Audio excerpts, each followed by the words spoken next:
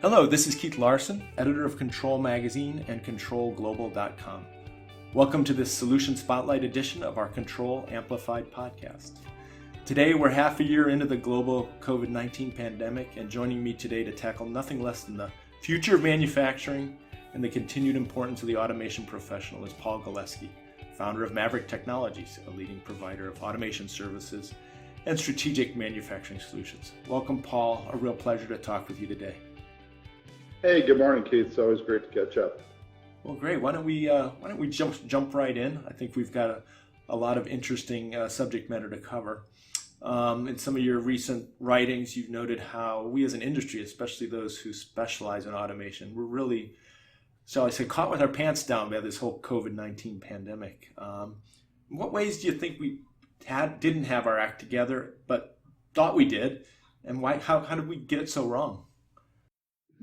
Yeah, it's pretty crazy. Talk about a paradigm shift. I won't say we got it wrong, Keith. We just didn't get it right. We had looked at the world through the lens that we've all lived in through the past years of 40, 50 years of manufacturing automation and looked and try to solve those problems. It's kind of like the Army's always built to fight the last war. Mm-hmm. And I think COVID has told us all personally and professionally that we got a whole new war here. We got a new enemy that we need to attack and manage in a very different way. And it's a more all-encompassing way. And that's how we kind of came up with the notion of FIT, this flexible, intuitive technology it's just more than automation. And that's kind of where we fell short. I think we've done a good job of solving the problem and the challenge as we understood it and as it has presented itself for a long time, and we've evolved and largely done a great job of that. The efficiency of global manufacturing and American manufacturing has never been better up until COVID came. And then COVID comes and you really have to shine a whole new light on the manufacturing experience. Like in the process industry, for example, you always focused on what was inside the process. Mm-hmm. And we control the heck out of that. Now we got to look at the environment that the process is developed in, and is that environment safe for the employees in terms of air quality and things of that nature, which we would have never considered before. We look at safety and triple modular redundant systems and all those things, and have done a great job of those. The world has never been safer from a manufacturing standpoint, but now we got a whole new set of challenges to address. So that's kind of where I think the evolution is, and it's a wake-up call, and we're smart about it. We'll be a lot better as a result of it. Yeah, it seems like we kind of woke up and found out that all these islands of automation that we thought we had fixed were still there, right? Yeah, they're still there, and we've tried building some bridges between these islands, and to some degree we've been successful, but sometimes we build a one-lane bridge and it needs to be a 9-lane bridge. Or vice versa. And the one thing that I posited and a question I posed when Carol and I talked through this FIT concept is, what would happen if everybody called in sick? Uh-huh. And that isn't something we really considered before. We just thought about, how are we going to manage the workforce? How are we going to control the amount of labor hours that we spent? And we tried to reduce the amount of labor and all those things, which we've done a good job at. But we never considered it coming at us from the other direction, that we didn't have a labor pool that is gone. Yeah. And in that light, we started seeing the gaps in our automation and the gaps in the enterprise integration. Yeah, it's kind of interesting how employees that were unskilled labor here 6 months ago are all of a sudden are essential workers now, because you really can't run the plant without them. Yeah, and it's an overdue wake-up call for sure. And it's a shame that it took a global pandemic crisis for us to realize that. But we're there now, and I think we'll have a better environment for those people to work in, both from a physical environment and emotional. That they really do matter at the end of the day. I don't care how good technology gets. We still need people. Can you tell me more about kind of the shift in perspective regarding the collaboration of people and machines? How would you characterize how that perspective needs to change? Well, first of all, we've got to do a better job of defining their roles. Mhm. So if you look at a manufacturing environment as an organization would, so you're developing your org chart and everybody's got their role and responsibility and job description. I Mhm. don't know that we've done a good job of defining technology's role versus labor's role versus management's role versus all the outside influences with the extranet and all those things. They all play a role in manufacturing. So before we can go out and become fit, we have got to develop that whole mosaic of, wow, what is everything in its place and in its purpose, and defining those purposes. Once we define those purposes, then we as an industry can solve the problems. But until we define the purposes, we aren't going to solve the interaction. Can you tell me a little bit more about the fit paradigm? And you talk about agility and flexibility. It seems like that's been a priority for industry for many years, along with solving those islands of automation. What really makes fit different than the old paradigm of being more flexible and agile? Okay, so let's say, uh, let's be flexible. Okay, well, what does that mean? Side story I'll never forget. So I'm counseling a person 10, 15 years ago. I said, hey man, you just got to be more flexible in the workplace. You're not flexible, you're too structured. And his answer was, give me a specific example of being flexible. God damn it, took my hat off, threw it on the ground, and that's exactly what I'm talking about. So as we have defined this agility, what is agility? Okay, being quick on your feet, all those kind of things. In my experience, our view of agility has been one direction. So we get agile and we go forward. Well, as we get agile and move forward in an agile way, we need that feedback loop to say, okay, we were agile, but we weren't quite agile enough. So what made us not agile? And that's where the intuitive piece comes in, and not operating in this open loop environment of agility or flexibility or whatever you want to call it, but having it learn as we go and get better with use.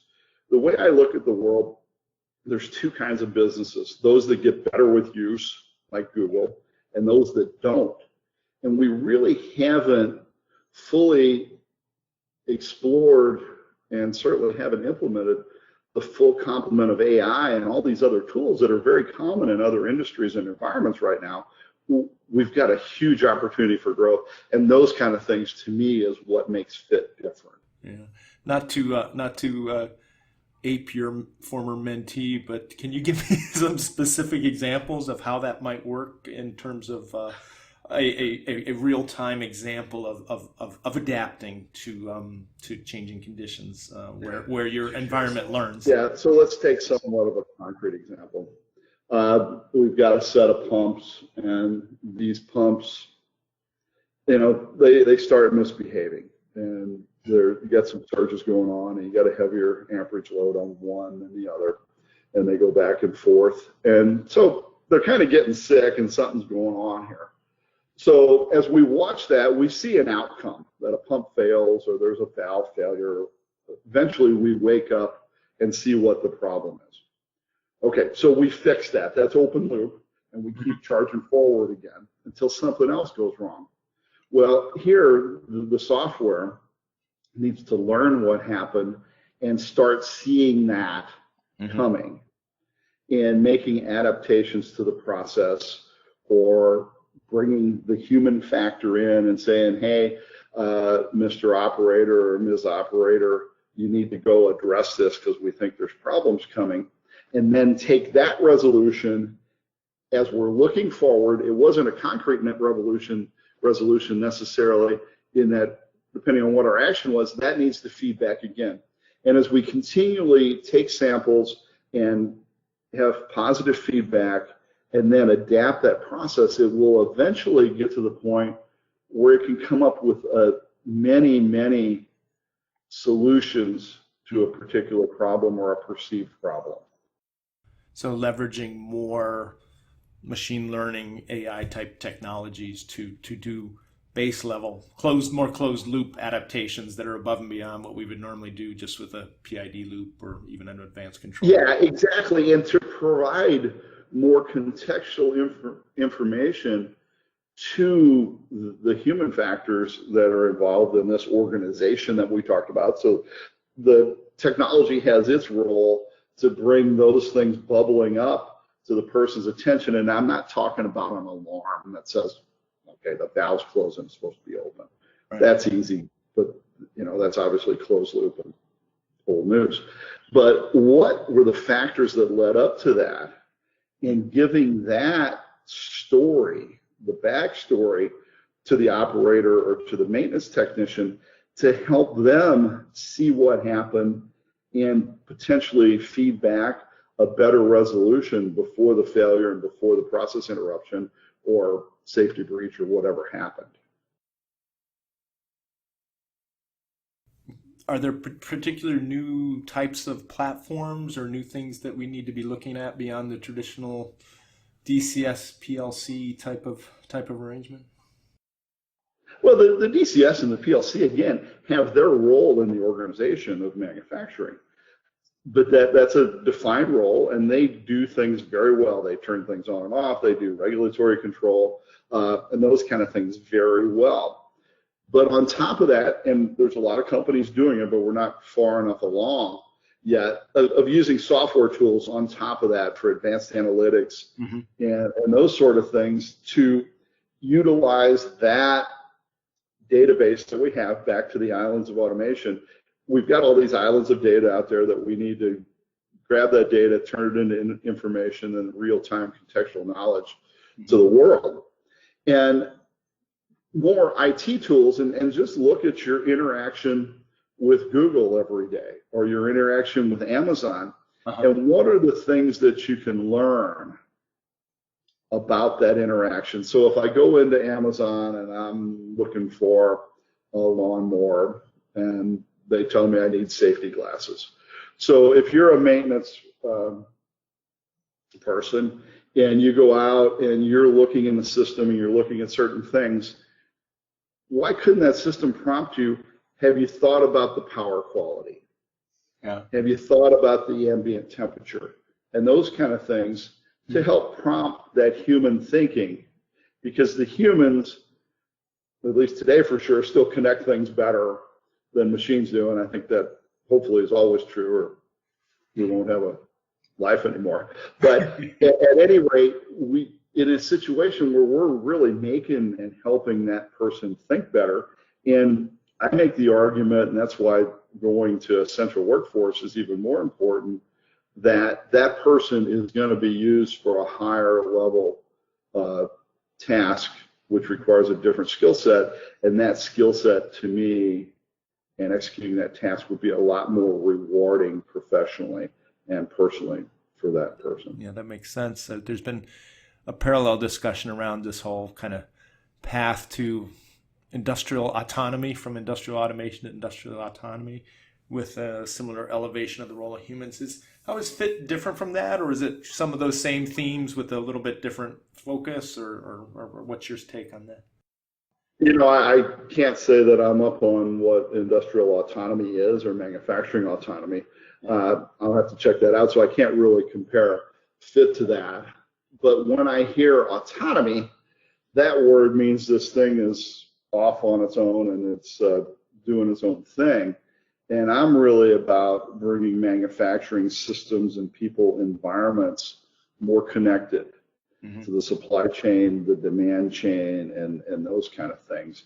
So I think that's more what FIT is. Yeah, that makes sense. I think the autonomy is, in my sense, or my understanding of it, is to allow potentially greater remote collaboration of people, similar to what you were talking about, remote access in some cases, but allow some of the more... Okay, so in that light, Keith, then I would say that industrial autonomy is a necessary function of it as a subset. Yeah, it seems very of a feather, as they say.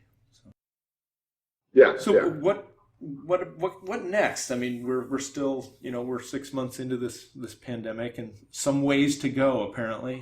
What do manufacturers and processors really need to start doing now in order to obviously make their way forward through this, but also to be prepared for the next unanticipated thing, whatever that is, coming out the other side of this? Well, let's start with what not to do. Okay. And the first thing, what not to do, is go in and make a bunch of changes because you think you know what you need to do. Mm-hmm. Certainly, if there's necessary safety issues that you've learned, you go make those. But before you make a major initiative to take your systems and your process and your enterprise forward, let's take a step back and let's recast everything in this new COVID pandemic light. And how does that change the landscape? How does it change our priorities? Do a risk-reward analysis, do a SWOT analysis in a new light, and see what you come up with. Mm-hmm. And much of what we've done over the past years and decades will still be part and parcel to that. But there's this whole new, I hate to use the word category because it's limiting, but there's this whole new group of things that we need to be thinking about that we haven't been, that we've learned here that were gaps and things that we just didn't see before. Or at least didn't prioritize, right? Or certainly didn't prioritize, yeah, because a lot of things, I'm sure there's somebody somewhere, a lot of people have said, oh, global pandemic. And when you analyze these things, you look at the impact versus the probability. So they say impact, yeah, that's high.